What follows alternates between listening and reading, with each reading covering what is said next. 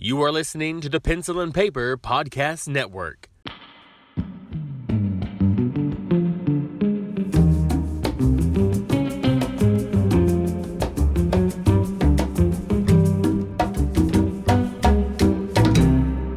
Hello and welcome to Cinema Salsa, your tasty condiment of film talk. I'm your host, Stephen White, and with me is my co-host, Philip Peck.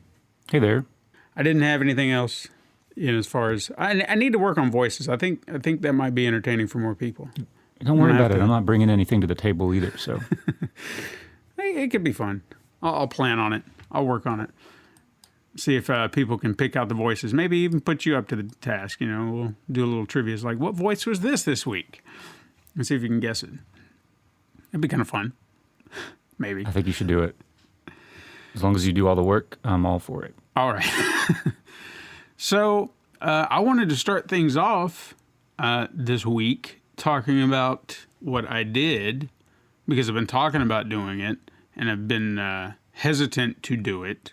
But then, the studio forced me, hypothetically, to do it. I went back to the theater.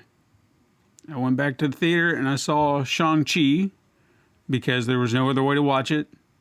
And, it was good. It was a really great movie. It's tough medicine. That's what it's come to. Yeah, pretty got much. no other options and you really want to see it, then you got to go back in time and go to the theater. And I'm not going to say I regretted it. It was funny, too, because I had gone to a comedy club prior. Like, we have Zanies kind of in our area. And I had been to that prior to going back to the theater. So as I left the theater, I even kind of went into this mindset. I was like, why was I worried about coming here when I'd been to a much more crowded space? And it just... I don't know where the mindset, like the separation of the two came in, because the comedy club is much more crowded, or at least it was compared to the theater. The theater was not as packed as the comedy club, and I remembered what I don't like about the theater, and that is people, because we sat next to a group of people. And they had a kid, and the kid at one point just could not sit still for shit. Like, they were just in the seat, moving around, moving. And they weren't like right next to us, but they were close enough where you could hear the seat just whizzing, because it was that leather seat, and their legs would just move. Like, my God, just make this kid sit down. And then the kid would get up and then annoy the parents and be like, sit down. And then, so you're having to hear that too. And I was like, oh, yeah, this is why I don't like coming to the theater. People, that's what it is. But beyond that, the entire theater experience was nice. I missed the big screen, the big sound. You can try to replicate that at home as much as possible, but you can only go so far unless you want to spend a couple of $1,000 on a 125-inch screen. I don't even know if they come that big. I'm sure they do.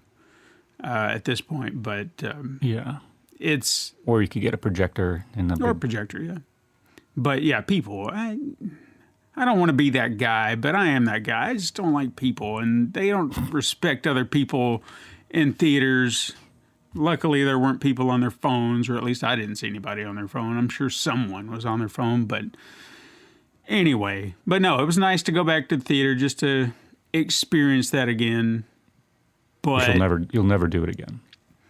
I'm sure I will for the Eternals. They're going to force my hand on that, because I'm such a Marvel nut, and those are my stories, and I gotta see my stories. But as the options become available, yeah, I don't know how eager I will be to return, because I found out this week, and you may have seen this, Halloween Kills was another one I was kind of looking forward to, and up to a certain point, I thought, well, I'm going to have to go to theaters to see that. Then they announced it's also going to premiere on Peacock, so I won't have to worry about that now. I'm just like, oh, great, I have a home option. Great, fantastic, I'm going to do that. Well, it's interesting that you say all that, because I'm just looking at the box office. Like, Shang-Chi is killed at the box office. It because, did. 94.6 million over Labor Day holiday weekend. record-setting weekend, and they're anticipating that it's going to do well this weekend as well. And I wonder, Shang-Chi is like, of course it's a Marvel movie and it's going to get a significant amount of interest from Marvel fans, but he's not like a big name. He's really a no-name hero who hasn't really been that consistent, or really hasn't appeared in a whole lot of comic books since he was introduced in the 70s. A very like C tier, maybe D or F tier Marvel hero. And like you really have to be a real Marvel nut to know Shang-Chi. And I was aware of him, but I couldn't tell you anything about him. I don't think I was ever aware of Shang-Chi as a character before this movie. I mean, I was a big comic book person in the 90s, off and on, like in the late 90s, early 2000s. I read a lot of Marvel stuff. I never heard of Shang-Chi. Yeah. I think maybe I had one comic book that he was in, but it was like an X-Men or a Wolverine comic or something like that. So he was just guest starring. Yeah, it was not like his comic specifically. So that's even how I knew the character, is because like, oh yeah, he was that guy in that book that I had at one time. But it's impressive, showing that such a character, and I think a lot of it too, kind of go into the Asian representation aspect of it. And I think that was a great thing as well, because I remember hearing before the movie dropped that they were like, this movie's going to bomb, it's going to tank, and then Marvel's going to have to rethink how they approach the next movies. And then it just went and exceeded expectations. I was like, good. It needed to.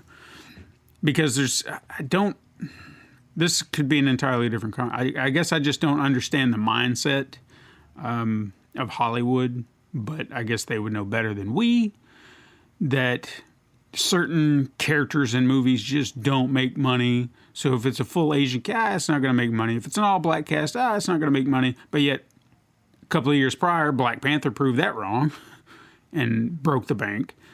So I think it's racism. Yeah, for sure. That's exactly what it is. Yeah, I don't know. Like what... I'm sure these people are drawing on some sort of knowledge base, but I feel like it's probably anecdotal for a lot of people making decisions. Like they're not really drawing from statistical information or records or data or something, and they're just going off like their intuition, and their intuition is biased. It's like, just because you think that the majority of Americans or the majority of whoever you're marketing your movie to wouldn't want to go see a predominantly Asian cast movie or whatever, like that's not borne out by actual results, Yeah, exactly. I mean, if you even look at something like Crouching Tiger, Hidden Dragon, which is a very niche kind of movie that I don't remember it having a huge marketing push behind it, but it made a shit ton of money. Yeah, absolutely. And was that movie even... Was that movie? Yeah, that was a subtitled movie, right? Yeah.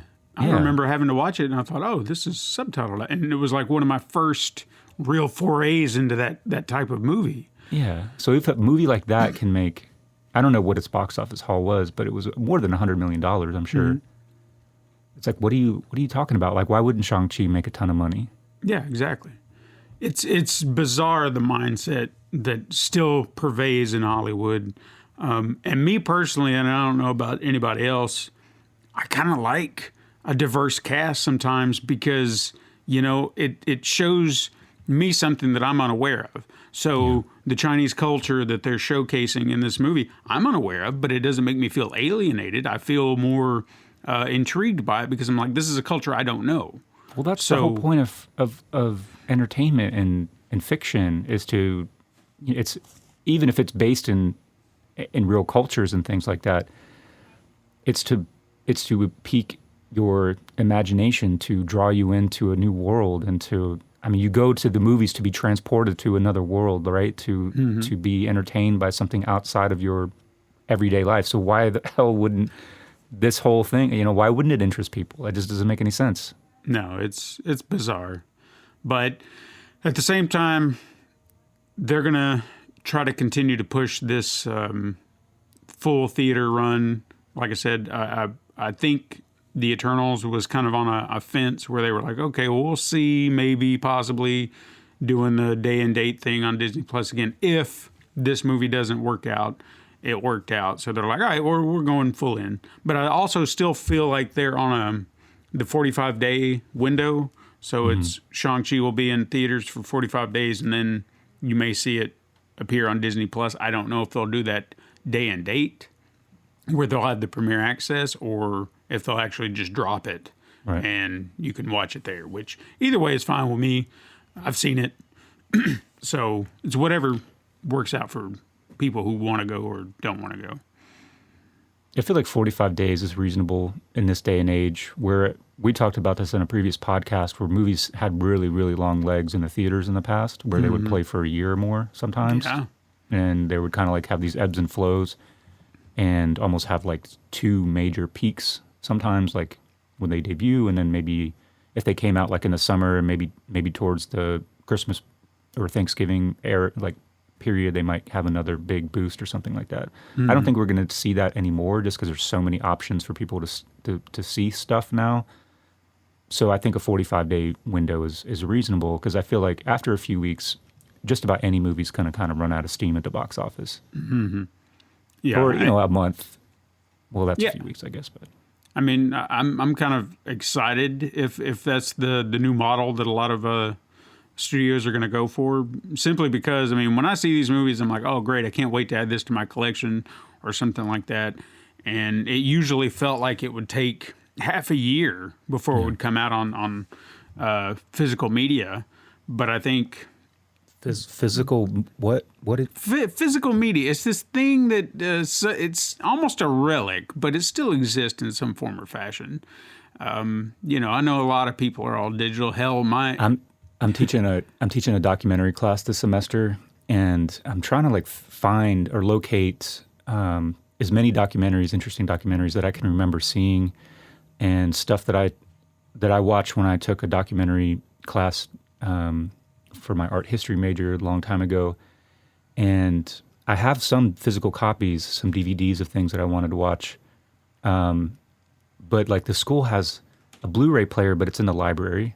And I wanted to have it in the classroom. So I had to bring my PlayStation into class and hook it up to the TV. And it was just like this whole thing that took me like 15 minutes just in order to, show them what I wanted to show them.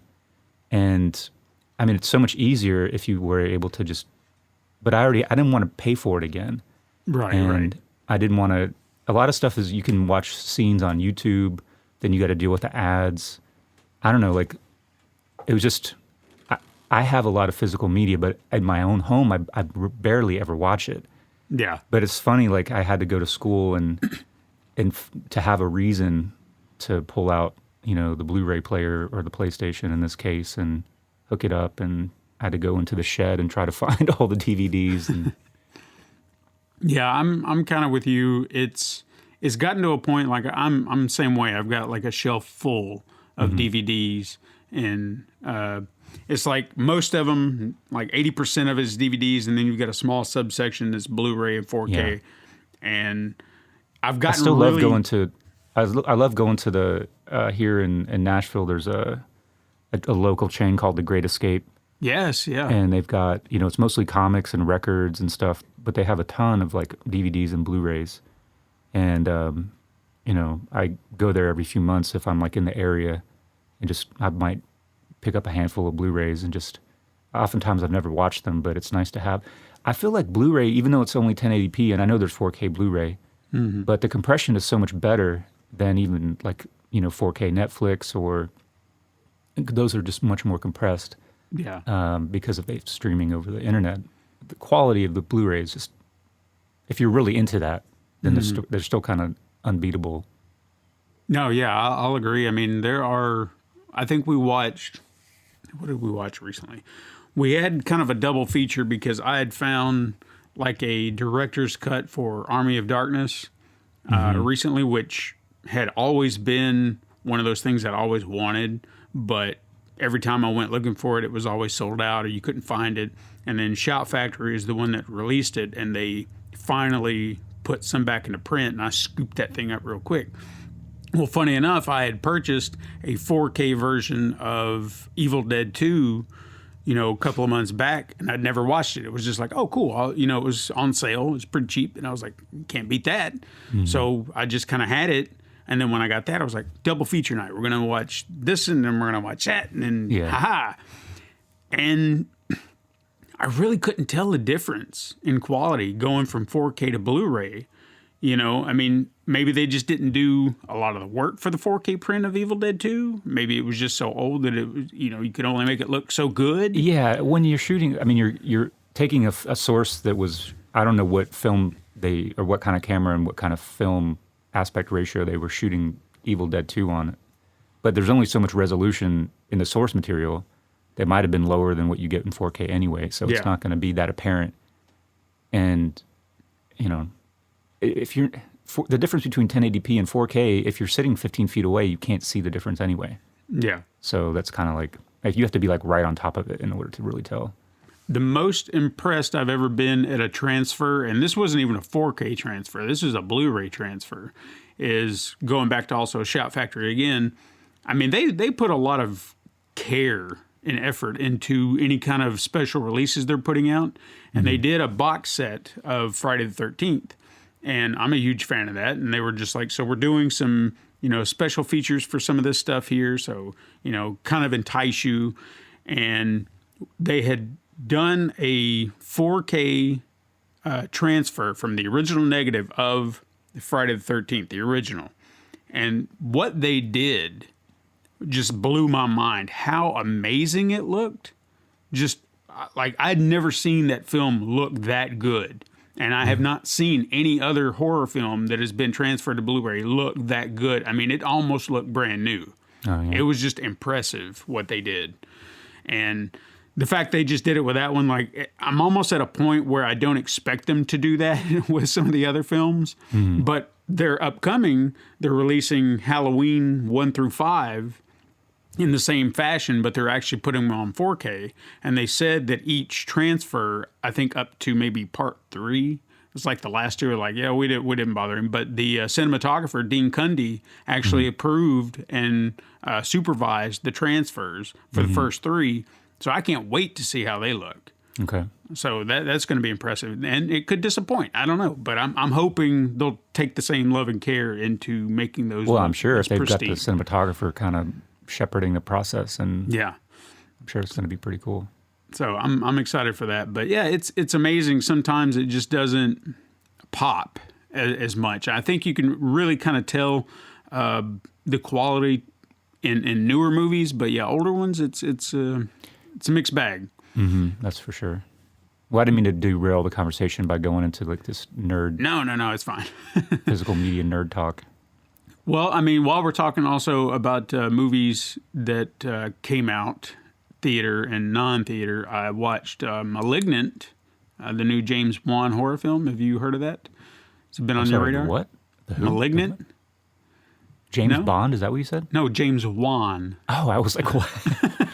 I heard of that. Sorry. Yeah, no, he. If anyone's unfamiliar, he directed Saw and Insidious and Aquaman, and I know that's kind of a hard right turn, but there it is. This is his, and done a lot of other stuff. But I was intrigued by this because he does horror pretty well, and I was curious to see what this movie would be about. It's something else. I don't want to say too much. Obviously, there are some outlandish premises in this movie that might, skew some people if they're trying to be critical of it. But overall, I feel like there were some interesting twists in this movie that made it really stand out. Like, it was a very tense horror movie, and probably the most intense horror film I've seen in quite some time. It just kind of keeps you on the edge of your seat, not really knowing what's happening, because you have this preconceived notion early on, and you can kind of figure out some elements early on and be like, okay, I'm sure that this is a thing that's happening, and this is what this is, and you can get those details, but then there are other details that you might not quite understand yet. So then they kind of get you to a certain point, and then here's a twist, and you're like, oh, okay, I didn't see that one coming.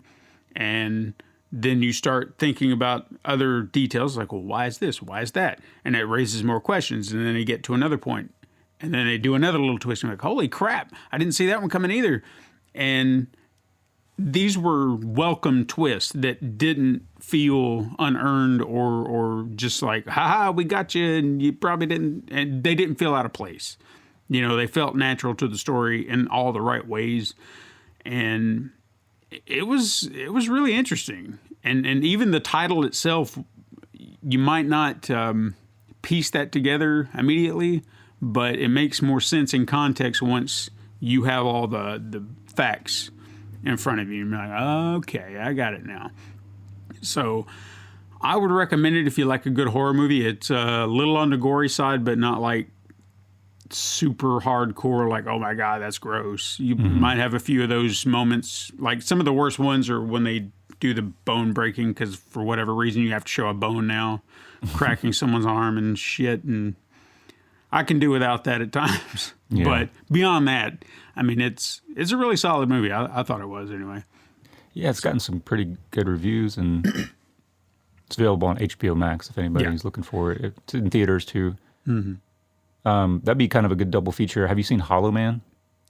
Yeah, it's been a while, but yeah, I remember Hollow Man.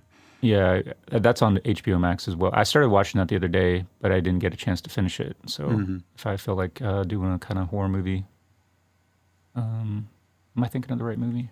I think so. Kevin Bacon, Elizabeth Shue. No. I'm sorry. That's not what I meant. Okay. The Empty Man, sorry. No, I haven't heard of that one. Yeah, it came out in 2020, and kind of it didn't really do anything, but it's kind of picked up steam over time as people have kind of, it's more of like a word of mouth thing, and has gotten some, it's gotten some legs just based on its quality and the fact that people are finally passing it around and letting people know. Said The Empty Man? Yep, The Empty Man. All right, people, hang on. We're gonna do a little Google search here. It says, I'm just reading a little snippet about it. It was released at the height of the COVID-19 pandemic, was essentially dumped by its distributor into vacant theaters. Still, the quiet horror film eventually found an audience, a testament to its quality. So it's kind of like this possession, spooky thing, and then it kind of shifts into a conspiracy thriller. So it's kind of maybe a genre grab bag. But okay. I might give that a watch. Yeah. I only got to see kind of the opening sequence, and definitely looks like something you'd be into. Okay. I'll definitely give that a look. One other movie I wanted to talk about real quick. It was just a trailer drop for it, and I was curious how you felt about this, because I don't think we've talked about this series of movies. Got a new Matrix coming out. Are you a fan of the movies, the trilogy, the originals? I was a big fan of the original. Just the as original? many people are.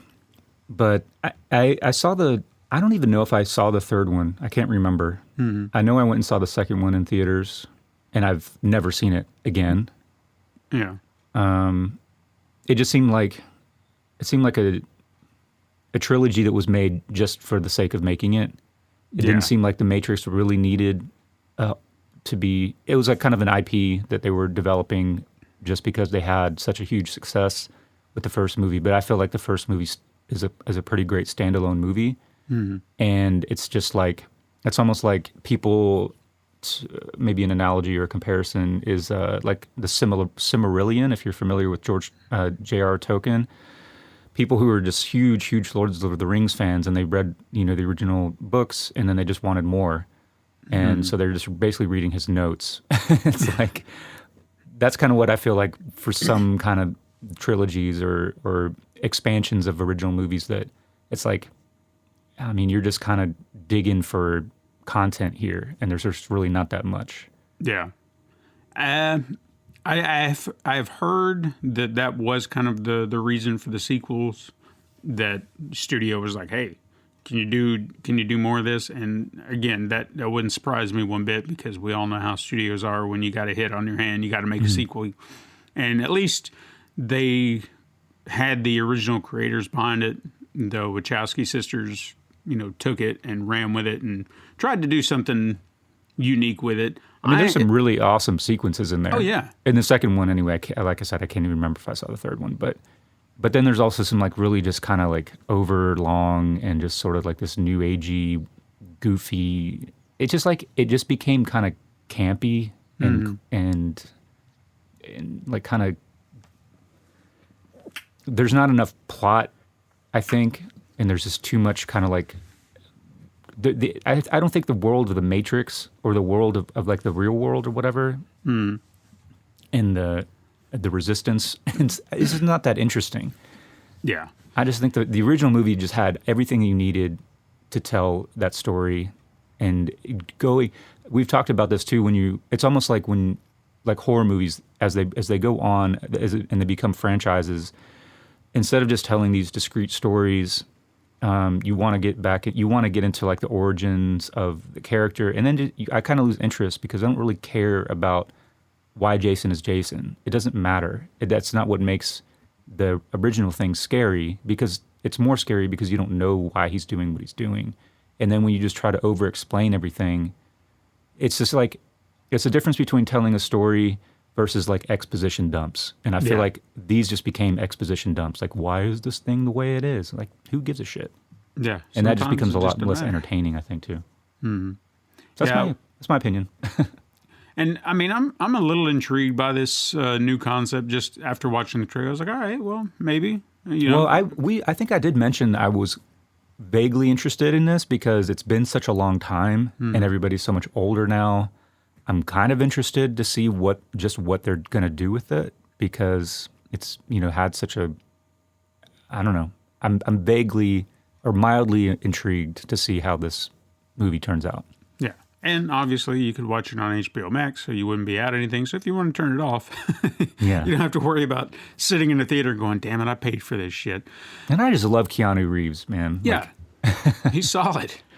And I guess as far as my intrigue goes, I'm really hoping that it's not just like a retread of the first one. I mean, granted, there seems to be some carryover, like he still seems to be Neo, but he seems like he's forgotten everything, or maybe he hasn't, I don't know. And they just laid some seeds out there. It's like, all right. But then I also see sequences where it feels like we're kind of going down the same trail, and I was like, I don't know what we're doing here. So I'm intrigued enough to give it a watch, but my expectations are tempered, to say the least, just because I don't feel like I have this passion for this franchise in a way that's like, oh my God, this has got to be the greatest thing ever. It's just like, yeah, I'd give it a watch, maybe. When's this coming out? I think it said December 22nd. Okay. Got some time. Yeah.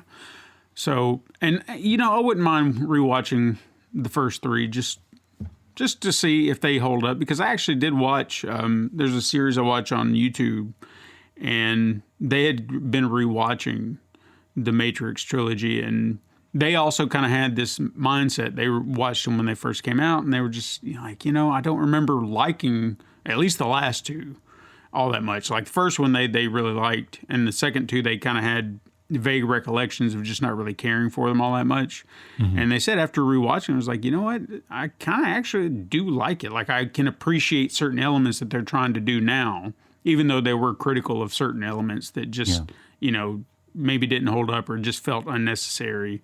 I know that the second one gets a lot of flack for that big expedition dump right in the middle with the creator or whatever he's supposed to be. And it was just like, my God, this scene, it could be half this long and still get your point across, but then you had to just stretch it out. So, but it would be fun to kind of just go back and see if I feel the same way, or if maybe I dislike them more, whatever it may be. I don't know. I'd be curious too. Cause like, I don't know, when they came out in like 2004, or was it 2002? 2002, 2003 sounds about right. It's been a long time. So, yeah. I mean, I've changed a lot since that time. So who knows what I would think about it now. But I'm always down for watching the first one. Yeah. So, and I don't know. I've never never gone back to see them, but Well, we'll have to come around to it and maybe check them out before the new one Yeah. comes out, and we can kind of give our opinions. I think they're on HBO Max, right? I do believe so, yeah. Along with the Animatrix companion piece that they had, if you want to watch that too. I know everything that they ever created, there was a video game too. All this is supposed to be connected in some way, but you can't go back and play a video game on a dead platform. So, unless you got an emulator, maybe you do. I don't know. Were there any movies that you watched recently that you want to talk about? I don't know if anything was super great worth talking about. Oh, I went back and watched Jennifer's Body. Oh, yeah. Have you seen that? I don't believe so, but it's been on my radar, just not something I went out of my way to watch. Yeah, it's well, so it's anybody doesn't know, it stars Megan Fox and Amanda Seyfried. Seyfried. Seyfried, something. And it came out in 2009, and I guess it was marketed in like the most sexist, kind of way, trying to capitalize on Megan Fox's sex appeal. This was like at the height of her Transformers fame, and like even the poster that they used to sell the movie, like I guess it set expectations for what the movie is, and it's not that movie. So I think a lot of people went into the movie hoping to be turned on by Jennifer's Body, Megan Fox, but that's not really what the movie is. And so a lot of critics, I think, kind of panned the movie. But then there were some people who were like, well, obviously the marketing is one thing. And it's so weird how even critics, you would think, would be able to tell the difference between marketing and the actual movie. Yeah. A lot of them were able to do that. But it kind of has a second following or a second life in the last few years, especially in light of the Me Too, everything happening with whatever. We don't have to get into all that. But so there's kind of been a reconsideration of the movie. So I finally watched it, and it's definitely not how it was marketed. I don't know that it's a really great movie, but by any means, it kind of feels flat. It doesn't really it doesn't grab you, I think, in the way that they probably wanted to. But it's also written by the person, can't remember her name. It's kind of interesting. She's got a pen name. She wrote Juno. Diablo And Cody. so it has like weird dialogue. I think she's got a kind of very like stylistic way of like writing dialogue, but nothing really pops, like some of the jokes don't really, or like the lines don't really, I don't know. It seems a little bit kind of like not their best work, Right. But it's still kind of an interesting concept, and definitely it's got some neat sequences in it. So that's one that I watched, and in light of that, I watched Heathers, which I'd never seen. That was from I think 1989 with Winona Ryder and Christian Slater. Have you seen that one? Yeah, I have seen that one. Yeah, I like that one, and very similar, like with writing that was just like really weird. Kind of the lines they're just so bizarre. The slang that people used, or that they wrote for the movie. I don't know that people ever really talked this way, but Right. it just kind of, but it's it's unique enough that kind of like pulls you into the world of this movie. And I didn't know where this movie was going, and it just kind of, I liked this more than I liked Jennifer's Body. Of course, being in the 80s, there's a lot of problematic language in it and stuff that doesn't really hold up any, this day and age. That's just a warning for anybody who's sensitive to that kind of stuff. And then I also I did watch Chef. Oh, yeah. Which you recommended a few weeks What'd you ago. think? My wife and I watched that, and that was super enjoyable. It was a fun movie. Yeah. And then I watched Munich. Don't think I've ever watched that, but I don't remember. I don't recommend it. I'm not Steven Spielberg for me, man.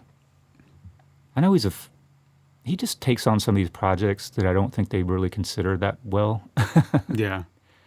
And this is just one of those where it's like the subject matter deserves more than like a Hollywood interpretation. Sure. This is like not the kind of thing that you just give to some Hollywood screenwriters, and you give to Steven Spielberg to like do their kind of standard boilerplate thriller stuff. Yeah. I don't know. I mean, I think they did try to. I mean, it's not written like in a completely insensitive or one-sided way. Although when you choose to just show all your characters are from one side, then it is really one-sided. I'm not trying to justify what. Anyway, I don't want to get into the whole thing. Right. But it's way too long, and it's just standard Spielberg stuff. Yeah. The way they shot it is really interesting. I like the cinematography, and it's a really neat looking movie to look at. Mm-hmm. But I mean, there's just not there's no real reason to watch this movie. I just don't know. Like, it's not. There's no characters that you really care about. There's no. I mean, the plot is just you kind of know what's going to happen. Like, I mean, there's no surprises to it. Mm-hmm. Yeah, it's just not good. I feel like I tried watching it one time and I turned it off because I was bored out of my mind. Yeah, there's a lot of Spielberg movies like that. I think The War of the Worlds is one that I've never been able to get into. Minority Report, which I know a lot of people love, but they're just dull. Yeah. There's something about some of his movies. He's just so hit or miss.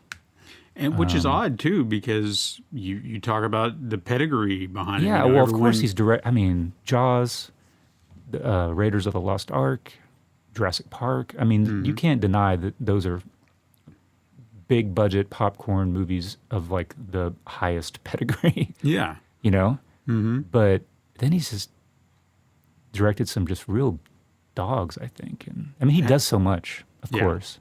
Have you seen what he's about? Have you seen what his next movie is going to be? He's got a few in the works, but one's a musical, right? West Side Story remake. Oh, okay. Like, it just caught me off guard. I saw the trailer for it when we saw Shang Chi, and I was like, what? Yeah, I'm not into that. Yeah, just why? That just seemed so out of left field for him, maybe. Mm-hmm. Like something like Ready Player One, even though that doesn't. I tried to watch. That's what I was trying to think of. I started watching that a couple weeks ago just to give it a chance, and I mean, I thought it sucked, but I mean, that's one of those. It didn't seem like his type of movie necessarily. Yeah. But I also can see where you might get him because he has that. What is his type of movie? He's done so many different movies. Like he doesn't have. Like that's the thing about him. He doesn't have like a specific genre. He doesn't have a style really. Like he's got ways that he does things that are very Spielbergian. But he's taken on so many different types of movies. And I also started trying to watch the Emperor movie. What was that one called? Empire of the Sun? Yeah, he's got a bunch on HBO Max right now. Mm-hmm. And that's another one. It's like, come on, man. Like, why are we telling this?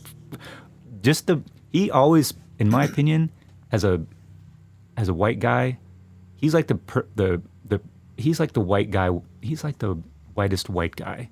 Always telling stories about things that from the perspective of white people in other cultures. It's like it's very old Hollywood, and it's like, come on, man! Like it's now the 2000s, and we should sort of know better by now. Right. But he's very much a dinosaur, I think. That's my Steven Spielberg rant. Didn't he direct Amistad as well? Yep. Yeah, see, that's I saw that in the theater, and I mean, I was a teenager when I saw it, and I mean, it really touched me, and but I mean, I know that same thing that I'm just saying right now, he got a lot of flack for it, and over time, you know, from the way that story is told and the people's perspectives and everything. Mm-hmm. So it's, and in Schindler's List is another one where it's like, he was praised wildly for that movie at the time, but over time, I guess people kind of reconceive like how, I don't know. And that feels like that should have been an extremely personal movie for him. So getting it right should have been top priority. Well, and I'm yeah, not to say that it's not a bad movie. He did get it right. Yeah, but even this one too, Munich, is also kind of I would imagine, maybe not a personal story, but it's like something that he's invested in as, you know, and he has a right. I'm not the kind of person who says that based on your ethnicity, your cultural background, that you can't tell stories about other things. That would be extremely limiting. Sure. But you have to be really careful about doing it. And I just think he hasn't always been that careful. which results in kind of a lot of pushback and like, why are you telling it from that one perspective as opposed to telling it from another perspective? Because that just, I don't know. Anyway.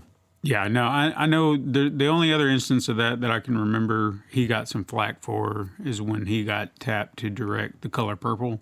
And that was one of those films was like, why him for this movie? And that makes sense. You know, you feel like that should come from a more black perspective. So you get a black director who could really enforce a lot of the ideas that are going down. And it does, while it's a good movie that I enjoy, it does feel like it's tempered. Yeah. You know, like there's elements missing because you don't have a black voice behind it. So you're not getting the full picture. You're only getting the whitewashed, Hollywood approved. This is how it was. There's just such a level of like hubris and entitlement to like, he's like, I'll do anything and I'll direct anything because I'm, you know, this. But it's like, you know, take a step back and just not do it, maybe. Yeah. I mean, put your money, you know, behind it. You know, if you want to help produce it, sure. But let somebody who's more capable or more appropriate to direct the movie, I guess, is what I'm trying to say. Anyway, yeah, we've gone off on a rant. These are all topics we could be talking about somewhere else. So you want to jump into our headliner? Sure. Because I want to talk about something that is a little personal for me in a way, not that I guess I can say in some regard, you know, this is a little bit more personal for me, but it's always something that's nagged at me as I've gotten older. And that is this idea that seems to pervade, not just in Hollywood, but in overall society, that animation is for kids. And while I can acknowledge that there are probably 75% of all animated projects are targeted toward children, it immediately seems to trigger this response in people that if you say, hey, have you watched something like Rick and Morty, or have you watched Family Guy, or have you watched... I got nothing else. I'm sure there's another one I can't think of right off the top of my SpongeBob. Sure. But no, if you mention these animated projects that are not necessarily for kids, people assume because it's animated, it's for children. And I guess I wanted to talk about why this has become commonplace. Like where did this stem from? Because if we go back to, say, the 1950s, and we're going to start with characters like Tom and Jerry, or even the Looney Tunes, if we were going to go farther back than that, they weren't necessarily designed with children in mind. These were animated shorts that were being, you know, made. And granted, while probably kids did enjoy the lunacy that was happening on screen, if you really pay attention to some of the subject matter, or even the jokes for that matter, these weren't kid jokes. You know, I mean, these were animators and writers who had the mindset of an adult and was like, what do I think is funny? I'm not talking down to a 4-year-old. What do I find funny? This is funny. I'm going to put that in there.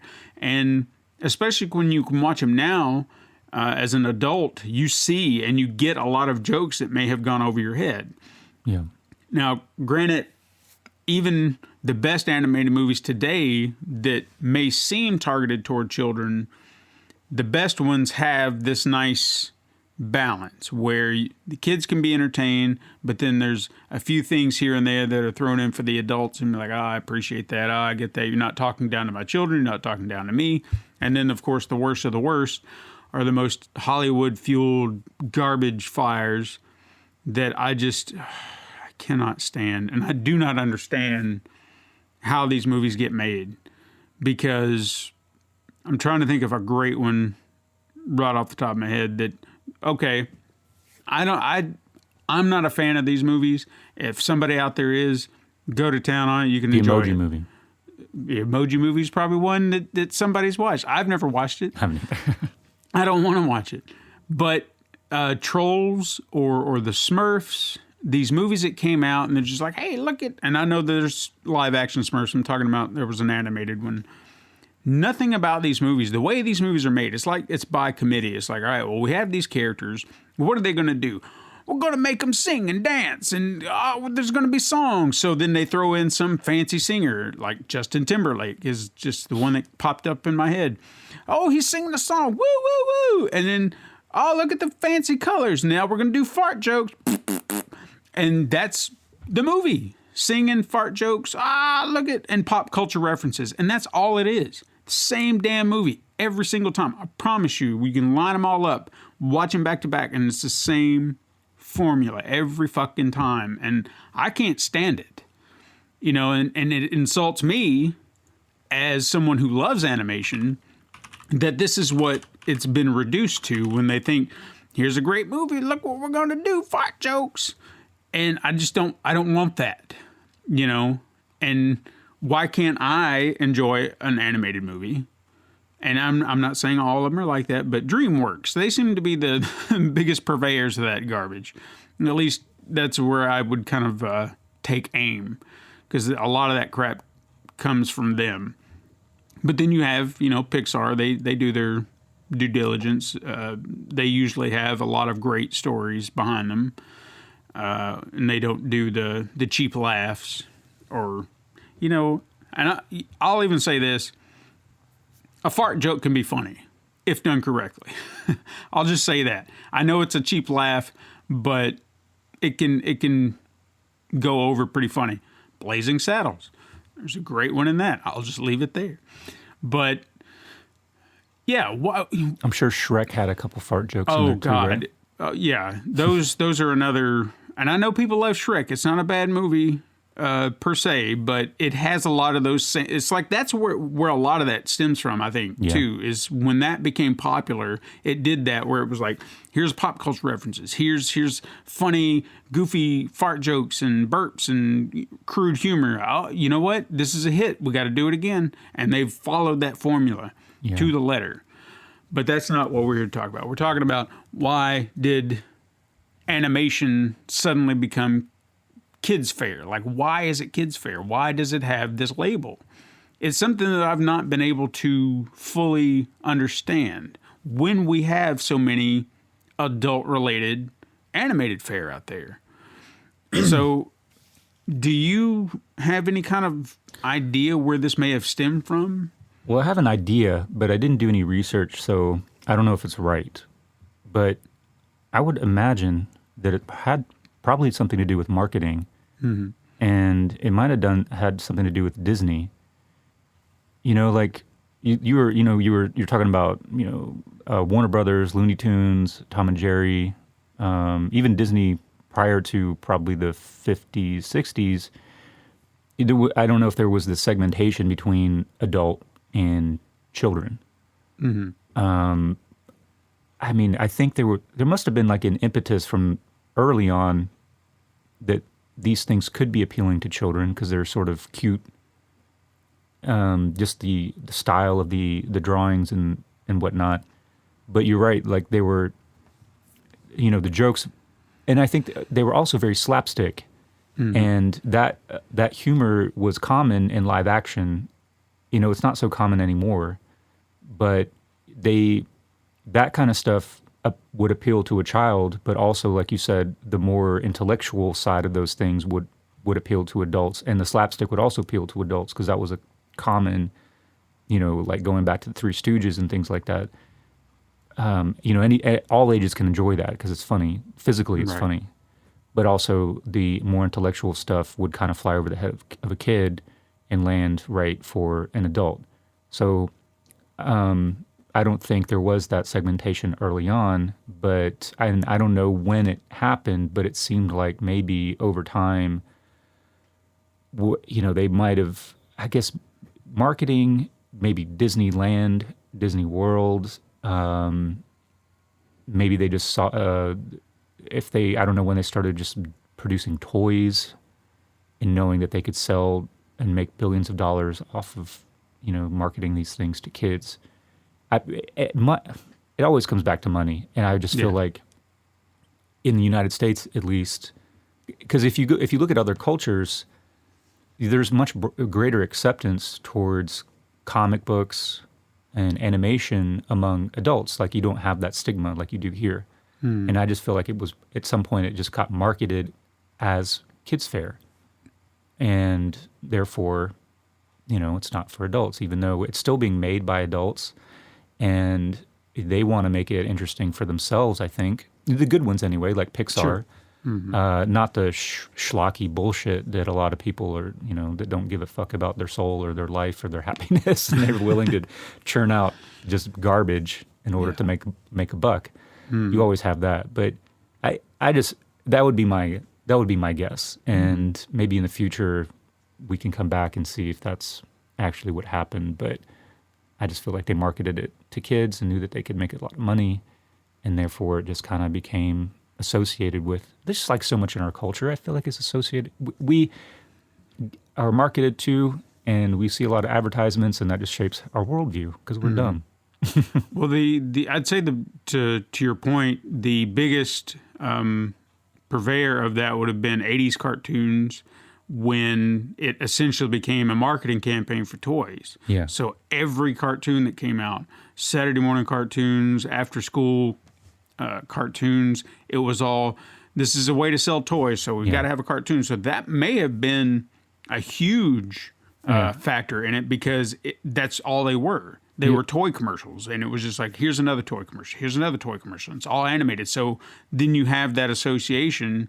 Oh, okay, well, this is yet another toy commercial that my kid's going to watch. And, and I don't know if that's exactly when it started. It probably could have started long before that, but I would say that it could have definitely pushed that to happen. Yeah.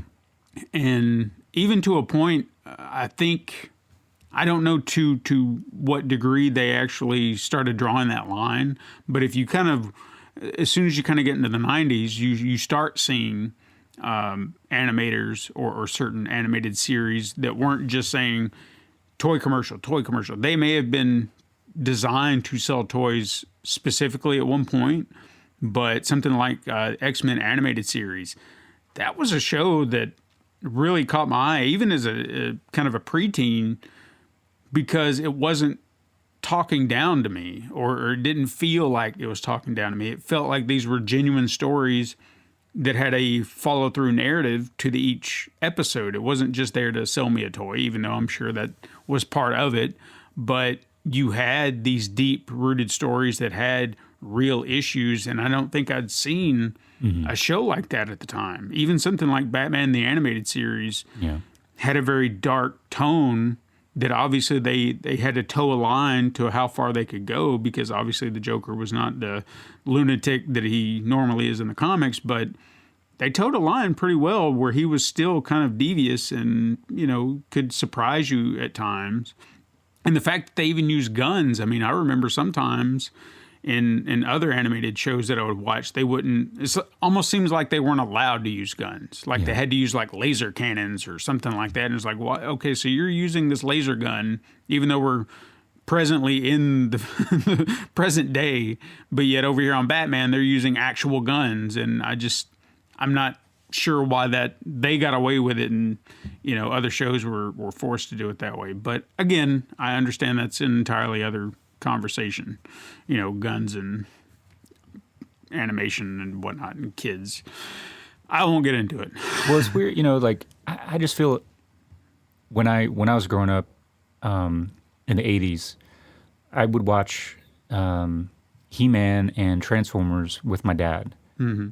And for some reason, he was able to enjoy those shows with me. I don't know if he was doing it solely for my benefit or if he actually found some enjoyment in them, Yeah. Otherwise, he would be the kind of person who would definitely segment cartoons are for kids and they're not for adults. Right. So if you're an adult watching a cartoon, it must be because you have a kid. Mm-hmm. My uncle, who wasn't related to me, but is my aunt's second husband, but he, I grew up, he was my uncle. Anyway, whenever we went to visit, I would often watch Looney Tunes. And if he happened to come in the room, he would be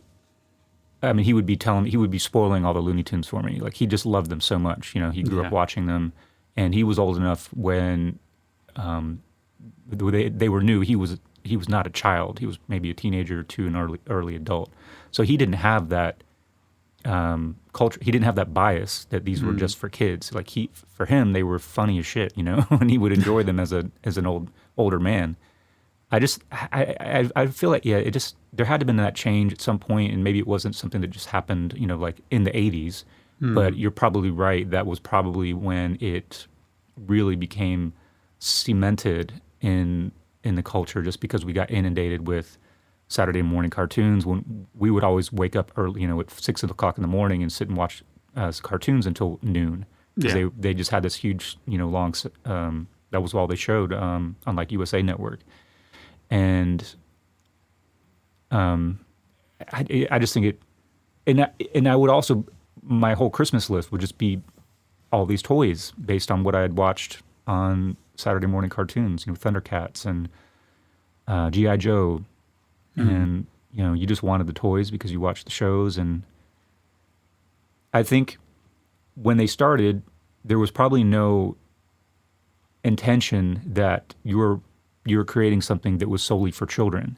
Yeah. You knew that they would appeal to children, but it wasn't just like, we're doing this just because it's going to be effective for children to see these things, or it would hook them or whatever. They had broad-based appeal. I just feel like over time, it became more and more apparent, or more and more apparent that they could make a lot of money if they were just to do these things for kids. Mm-hmm. And therefore, everybody just assumed that animation was for kids. Yeah. That's my simplistic take on it anyway. Yeah, I feel like it's such a shame because it's such a fascinating medium. And even to some degree, when I hear studios talking about, hey, we're going to make a movie of this or we're going to make a movie of that, and you're kind of left curious, well, maybe this might not be a live action type movie because you're asking a lot. This is a big, big move. For example, and I know this, I don't know how you feel about this. I know how I feel about it. But in the 90s, there was the Super Mario Brothers movie, and they were just like, oh, yeah, we're going to do this big live action thing, and it turned out to be a disaster. And now, from what I've heard, Illumination is doing an animated version of it, or an animated take on Super Mario Brothers. And in some way, I'm thinking that's actually a smarter move. Now granted, I could see the appeal if you had the right budget and the right script, where you could tell that story in some way, shape, or form in a live action way. But I feel like with animation, you can stick to the purity of what those characters are in the video game world without stepping over a line that in live action where you feel like you have to adhere to certain rules, whereas in animation, you can stay pure to what they are. Well, I feel like with something like Mario, which is the style of it is very abstract, If you make a live action version of it, which they did, it becomes something completely different. Yeah. When you have, what was the actor who played him? Bob Hoskins. Bob Hoskins. It's like, that is not the Mario from the video games. That is a very, very, very different interpretation of Mario. Yeah. It's a very specific thing where, the drawn version of Mario is just a caricature of, it's like a not very much detail. The only thing that's really the only identifying feature of him, aside from his wardrobe, is his big nose. Mm-hmm. That's really it. That's all you have to go by. And therefore you can project everything you need to kind of fill in the blanks. Whereas Bob Hoskins is Bob Hoskins. He looks this way. He is this person. He sounds this way. And even Mario, like, how much dialogue does he have? How many words does he say? That's a handful. Mm-hmm. So that becomes a completely different thing. And to me, that could be interesting in a way. Yeah. But it's totally different. So I don't know. Like the Teenage Mutant Ninja Turtles, I feel like that live action movie works better because it references the comics a lot more than it referenced the animated show. I think. Yeah, absolutely. The detail of the characters, the drawings, and the characters in the comic books was much more realistic, quote unquote, than something like Mario, which is very simple. Sure. So I just feel like the source material has a lot to do with, is it's going to be something that's true to the source material, then you want something that's animated. If you want something that's like completely removed from the source material, then do a live action thing. Just really has to do, it has to do with the original material. Right. How it looks, how many lines of dialogue they've ever spoken, Yeah. Yeah,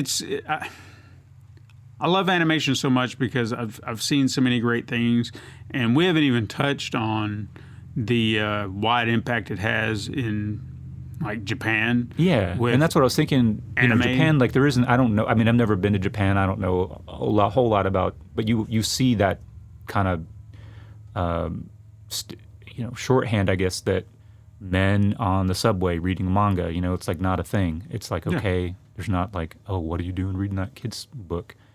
I feel like in Europe it's very similar. Comics are not for kids. Grown people go into the comic book store and buy comics. Which is such an odd thing, because that also kind of relates to this topic, where there's this simplistic mindset that comic books are for children, even though there are some very adult, very thought-provoking comics or graphic novels that exist in a medium that maybe the writer just felt was best to convey what they wanted to convey. That doesn't make really their love work. it. That's what they love doing. I mean, Yeah. there's no doubt that people get into animation and comics because that's what they love. Mm-hmm. And like I said earlier, I don't think originally they didn't get into it. There was not the intention that this was just for children. It was something that they loved doing. They thrived in that imaginary world. That they could pull from their mind, pull from references, and draw something. That's the way they express themselves. Some people want to express themselves looking through a camera. Others want to actually draw the world and bring it to life that way. There's nothing inherently childish about one versus the other. No. I mean, I would point out to anybody who would want to say, well, comics are for kids. Alan Moore is probably one of the most critically acclaimed writers for graphic novels and comics, really taking some wild approaches to the source material.